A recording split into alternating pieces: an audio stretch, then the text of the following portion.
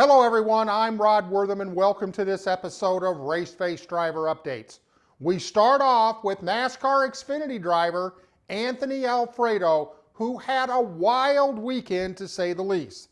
Anthony was at Kansas Speedway in his number 21 RCR's Andes Frozen Custard Chevrolet on Saturday night.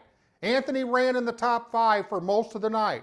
Unfortunately, on a late race restart with 29 laps to go, the field got 4 wide and he got clipped, sending him into the wall and eventually on his lid.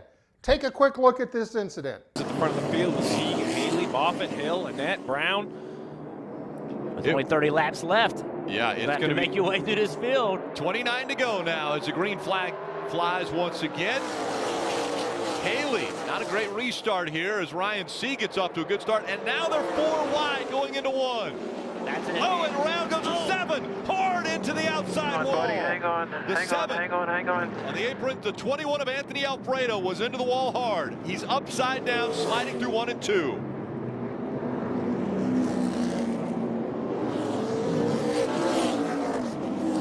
Looks like the 18 back there of Riley Herbst also involved. AMR safety crew will get to Anthony Alfredo quickly here.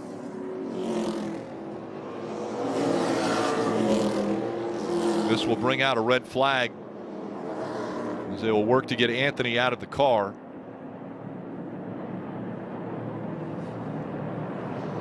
That was wild. Let's now hear from Anthony.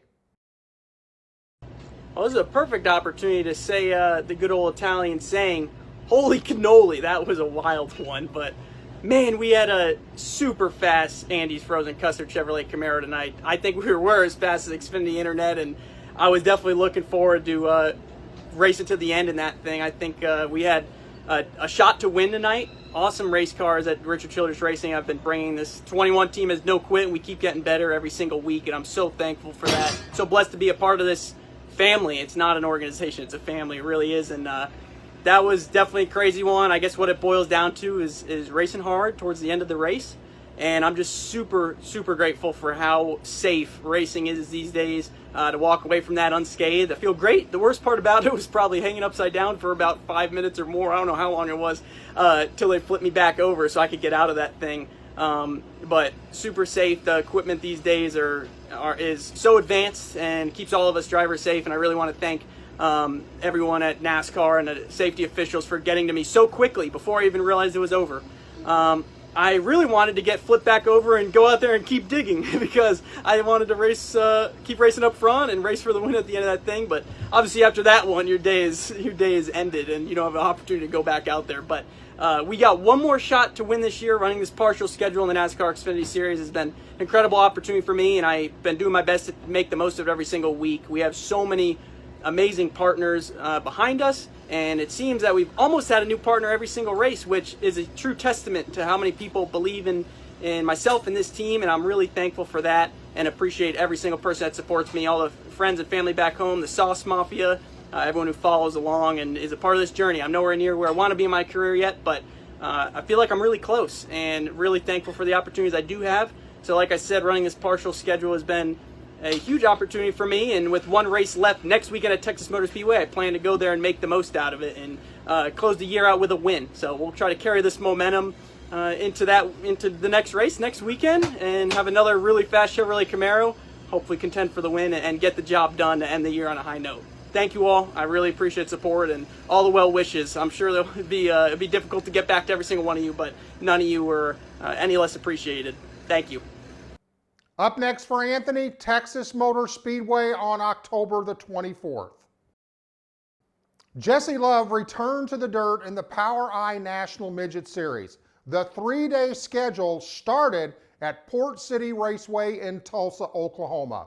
Jesse scored enough points in his heat race that transferred him directly into the A main, where he got mixed up and, let's just say, a traffic jam, had to restart 25th, but worked his way back to a 16th place finish. The next 2 nights, Jesse competed at I-44, Riverside Speedway in Oklahoma City, Oklahoma. On night 1, he once again moved straight to the A main where he finished in the top 10.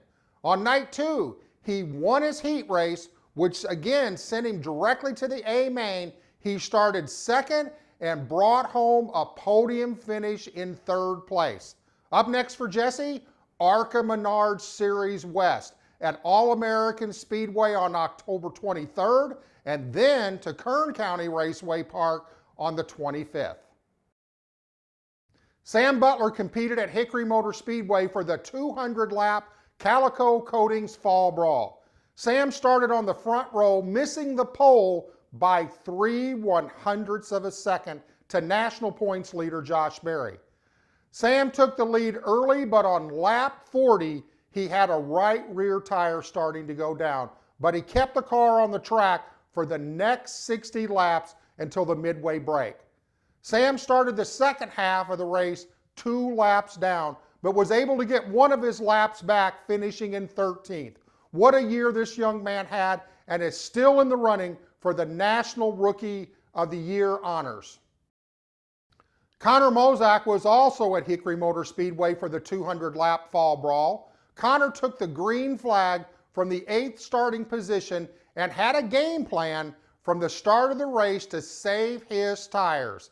At the halfway break, they tightened the car up for the final 100 laps, but they might have went a little too far, and Connor lost a few positions, but gained some of them back in the last 30 laps, eventually bringing home a top 10 in 7th place. Up next for Connor, Cars Tour at Greenville Pickens Speedway on October 24th. Grant Thompson competed at Houston Motorsports Park in double features in his number 38 Kurt Britt Motorsports Pro Truck. In the first feature, Grant qualified first, led all 25 laps, and brought home his first win at a NASCAR-sanctioned event. Check out this video in Victory Lane where the Mobile driver was sporting a cowboy hat that had the local Texas race fans on their feet.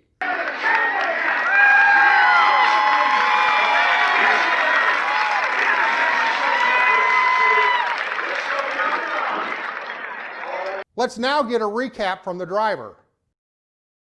Race fans, Grant Thompson here. We just wrapped up the first race of the twin 25-lap features here at Houston Motorsports Park. Ended up getting the win. Sir on the pole. Tried to get out front and see how we could do. Starting 8th in the second feature. We'll see if we can try to get to the front. Can't thank Kurt Britt Motorsports enough. PFC Brakes, Aero Bodies, Serendipity. Just everybody helps out on this truck. See if we can get the second one. In the second feature, the top 8 were inverted, so Grant started outside the 4th row. Unfortunately, on lap 12, the leaders were involved in an incident that ended Grant's night early. It was still an awesome experience for Grant and his team. Up next for Grant, Pro Late Models at Five Flags Speedway on October the 24th. Joey East was at Madera Speedway for the Nut Up Pro Late Model race on Saturday night. Joey qualified in the 5th position in a field that saw 21 cars take the green flag. Joey was racing in the top 5 for most of the race, but unfortunately had an electrical issue on lap 46 that ended his night. Up next for Joey, ARCA Menards West at Kern County Raceway on October the 25th. Cassidy Hines was also at Madera Speedway for the final round of the 5150 Junior Late Model Series. Cassidy qualified 8th and started her move towards the front on lap 1 and ran in the top 10 for the first half of the race. After the halfway break, Cassidy patiently worked her way to a top 5 finish of 4th in a field that saw 21 cars take the green flag. Let's hear a race recap directly from the driver. Hi everyone, I raced at Madera Speedway this weekend in my 5150 Junior Late Model. I had a really good weekend of racing. I qualified 8th, so that put me in 8th at the start of the main. I had a really good race car this weekend, and the track was really good because we raced last, so we all got to run the high line, which was really fun. I was able to race my way up to 4th and get a 4th place finish, so that was really awesome. I would like to thank all of my sponsors, Frontier Restoration, Sunwest Services, Race Based Brand Development, Nate Clower Motorsports, Friends of Jacqueline Foundation, LL Acousticals, Impacted Wraps and Graphics, and Ducks Unlimited for all of their support. I will be racing at Kern County Raceway in my Pro Late Model this weekend. Up next for Cassidy, Pro Late Models at Kern County Raceway this weekend, October 24th.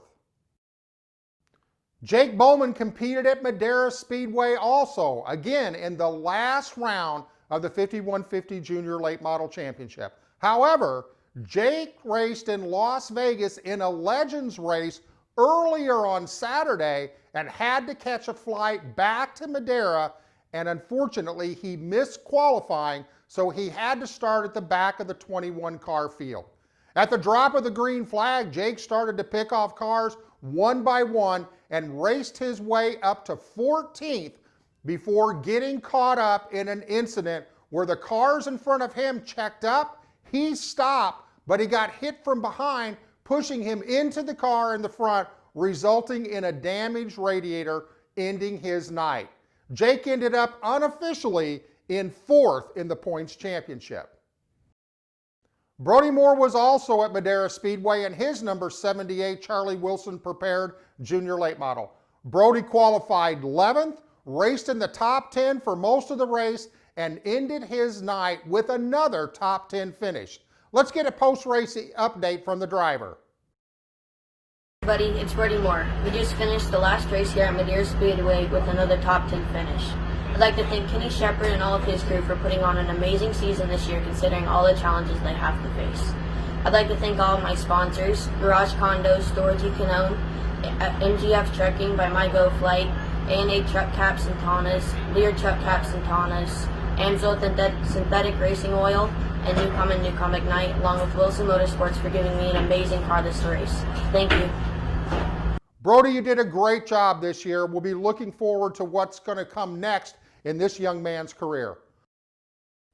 That's it for this week's Raceface Driver Updates. And remember, if you've missed any of our shows, you can get caught up at raceface.tv on demand. Don't forget to follow us on social media. Make sure to check out the Speed Zone Race Store for the latest in apparel from your favorite Raceface drivers. As always, we encourage you to support local racing in your communities. We'll be back next week with more from your favorite Raceface drivers. So go out there, have a great race week. I'm Rod Wortham. Thanks for watching.